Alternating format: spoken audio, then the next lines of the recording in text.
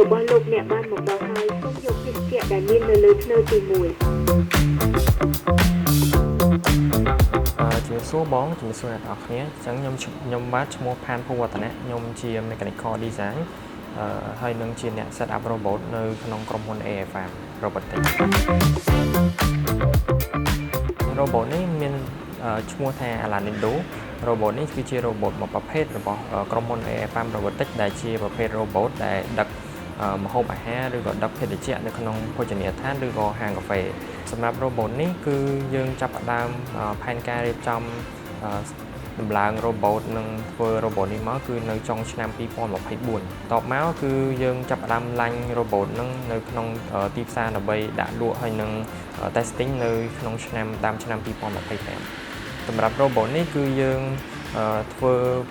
software ហើយនឹងចាប់សរសេរ program គឺដោយ team របស់យើងជាវិស្វករកូនខ្មែរនៅក្នុងក្រុមហ៊ុន AFM Robotics របស់យើងហ្មងសម្រាប់ robot នេះគឺយើងមានក្រុមការងារចំនួន5នាក់ដែលគាត់ធ្វើតាក់ទងនឹង software ហើយនឹង hardware ទៅលើ robot ហើយសម្រាប់សុវត្ថិភាពរបស់វាវិញគឺវាអាចដំណើរការនៅក្នុងហាងកាហ្វេរយៈពេល10ម៉ោងសម្រាប់ការបម្រើសេវាកម្មតិចប៉ុន្តែសម្រាប់បើមានញឹកវិញវាអាចធ្វើការផែជារយៈពេល8ម៉ោងពេញដោយអត់ចាំបាច់សាកថ្មហើយមួយទៀតពេលដែល robot វាសោយថ្មនៅសល់ 20% អញ្ចឹង robot នឹងចាប់ផ្ដើមរត់ទៅសាកថ្មដោយខ្លួនឯងបាទសម្រាប់បន្ថែមពីលើនឹងទៀតអញ្ចឹង robot នេះគឺយើង operate ចេញពី cashier ហ្មងអញ្ចឹងមានន័យថាតុកទាំងអស់គឺបើសិនជា cashier គាត់ដឹងថាភ្ញៀវគាត់នៅតុកណាហើយគឺគាត់នឹងចុចទៅតុកនោះតែបើសិនជានៅតុកនោះគឺគាត់ចុចច្រឡំអញ្ចឹង robot នឹងធ្វើដំណើរការតទៀតទៅតុកផ្សេងទៀតដែលគាត់បានចុចតមកនឹង robot នឹងត្រឡប់មកកន្លែងដើមវិញដើម្បីឲ្យ cashier គាត់អាចចុចកែតម្រូវថាតុកណាដែលគាត់នឹងត្រូវដឹកទៅឲ្យភ្ញៀវដែលជាទីតាំងដែលគាត់បាននៅហ្នឹងអញ្ចឹងទៅ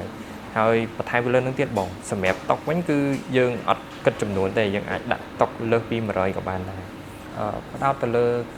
ភ្ញៀវដែលគាត់បានកម្មង់ឬក៏បានទិញ robot នេះដាក់ក្នុងហាងកាហ្វេគាត់អញ្ចឹងធាតុទី1ដែលគាត់នឹងទទួលបានទី1គឺគាត់កាត់បន្ថយកម្លាំងពលកម្មរបស់បុគ្គលិកគាត់មួយទៀតគឺគាត់អត់ចាំបាច់ត្រូវរើសបុគ្គលិកច្រើននៅក្នុងកន្លែងហាងរបស់គាត់ហើយមួយទៀត robot នេះអាចដំណើរការមានន័យថា24ម៉ោងសម្រាប់ operation មានថាពេលអស់ថ្មក៏អាចទៅបញ្ចូលថ្មបានពេលដែលបញ្ចូលថ្មពេញហើយ robot នឹងដំណើរមកធ្វើការបន្តទៀតបានអញ្ចឹងគឺគាត់អត់ចាំបាច់ត្រូវរើសបុគ្គលិកដើម្បីស៊ីសម៉ោងធ្វើការតាំងពេលព្រឹកឬក៏ពេលថ្ងៃពេលល្ងាចទេគឺ robot វាអាចដំណើរការ cycle រហូតតែម្ដងពីសំណុំពររបស់ខ្ញុំគឺជំនួសឲ្យក្រុមហ៊ុន AFM Robotics អញ្ចឹងក្រុមហ៊ុន AFM Robotics គឺយើងផ្ដល់ជាសេវាកម្មមិនថាជាប្រភេទ robot ដឹកជញ្ជូនអាហារនៅក្នុងភោជនីយដ្ឋានឬក៏ដឹកកាហ្វេនៅក្នុងហាងកាហ្វេឬក៏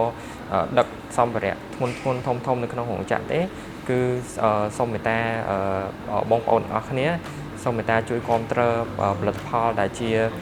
ស្នាដៃរបស់កូនខ្មែររបស់យើងដែលជាក្រុមហ៊ុនរបស់កូនខ្មែរដូចគ្នាក្រុមហ៊ុន AFM Robotics ហ្នឹងគឺយើងធ្វើជាមិនថាជាសេវាកម្មproblem ឬ score solution នៅក្នុងរោងចក្រតូចធំឬក៏នៅក្នុងហាងកាហ្វេគឺយើងនឹងផ្ដល់ជូនសេវាកម្មសម្រាប់បងប្អូនប្រជាជនកម្ពុជាយើងទាំងអស់គ្នាហើយទទួលបានសេវាកម្មល្អហើយយើងធានាថាគុណភាពល្អហើយនឹងពេលដែលគាត់យកទៅគឺគាត់ប្រើប្រាស់ដោយសុវត្ថិភាពហើយមានការទទួលខុសត្រូវពីក្រុមហ៊ុនរបស់យើងផ្ទាល់តែ